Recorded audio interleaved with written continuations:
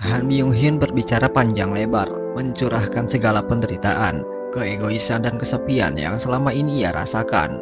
Inti dari semua perkataannya adalah ucapan terima kasih yang tulus. Berita kepindahan Kim Hyun Sung telah tersebar luas, dan Han Byung-hyun datang untuk menyampaikan rasa terima kasihnya yang sedalam-dalamnya. Berkat Kim Hyun Sung, ia kini benar-benar terbebas dari perundungan dan bisa kembali menjalani hidup normal. Ia bahkan telah mendapatkan banyak teman. Bukan hanya Han Byung-hyun, banyak orang yang terus berdatangan untuk mengucapkan terima kasih. Bahkan, ada yang datang dari luar sekolah dan mengatakan bahwa masih banyak anak-anak lain di Daesan yang telah diselamatkan dari neraka perundungan berkat Kim Hyun Sung. Setelah Kim Hyun Sung berhasil menaklukkan seluruh distrik Daesan, halaman media sosial Facebook menjadi semacam papan pengumuman. Orang-orang saling bertukar kabar, berdiskusi tentang cara menghadapi para pelaku perundungan, dan mengawasi para pelaku yang telah dikalahkan oleh Kim Hyun Sung.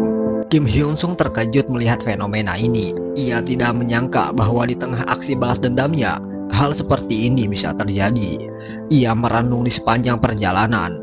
Ia masih ingat dengan jelas tatapan ketakutan orang-orang saat melihatnya dulu. Ia sadar betul bahwa kebencian hanya akan memicu kebencian yang lebih dalam, dan ia harus bertindak lebih kejam. Ia tidak peduli jika harus memutarbalikkan keadilan. Ia merasa telah mengotori kakinya ke dalam sesuatu yang sangat kotor. Namun, semakin banyak sampah yang ia singkirkan, semakin banyak pula orang yang merasa bahagia. Alih-alih disebut balas dendam, apa yang ia lakukan ini lebih mirip penghakiman. Dan jika memang tidak ada satupun yang berani mengambil tindakan, maka ia dengan senang hati akan mengambil peran itu. Mungkin inilah alasan mengapa ia kembali ke masa lalu. Musim dingin hampir tiba, dan hari ini menandai berakhirnya hubungan Kim Hyun Sung dengan SMA Cheonil. Urusannya dengan Oh Dae-hwan tentang kepindahan sekolah telah selesai. Begitu pula perpisahan singkatnya dengan Kim Yong Chul. Namun, mereka tidak tahu bahwa tatapan Kim Hyun Sung pada seseorang tidak akan pernah membiarkan hidup mereka tenang. Dia tidak berencana memaafkan mereka hanya karena sedikit bantuan yang mereka berikan. Mereka pasti akan membantu bajingan lain saat dia sudah tidak ada di sana. Lamunannya buyar ketika seorang wanita ramping bernama Choi Seona menghampirinya. Dia menyampaikan pesan bahwa ayahnya ingin bertemu dengannya. Pertemuan ini memang terkesan mendadak, tetapi Kim Hyun Sung sama sekali tidak gugup menghadapi orang yang belum dikenalnya itu. Dia hanya tahu bahwa pria ini bernama Choi Seong Pil, yang kehilangan putranya akibat perundungan dan sekarang menjadi ketua komite anti kekerasan sekolah. Setelah basa-basi dan obrolan panjang tentang putranya yang telah meninggal, Choi Seong Pil berkata kepada Kim Hyun Sung, "Apapun yang akan kau lakukan nanti di Seoul, aku akan selalu berada di sampingmu. Selama organisasi Nirbala yang aku pimpin masih ada, orang yang menghalangimu akan mengalami masa sulit."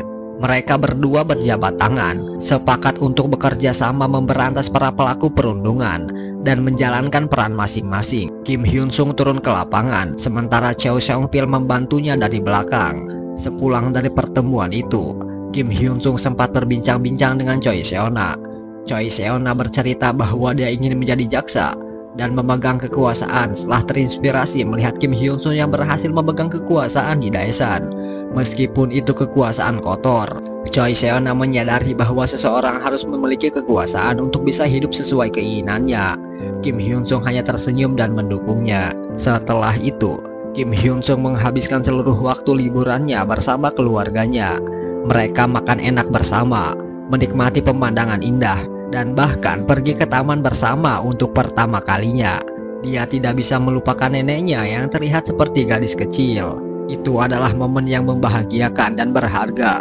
Sebenarnya, yang paling dia sukai dari kembali ke masa lalu bukanlah balas dendam, melainkan karena rasa sakit keluarganya telah menghilang. Itulah yang membuatnya merasa lebih bahagia. Namun, suara notifikasi pesan berdering, dan sudah waktunya dia untuk pergi.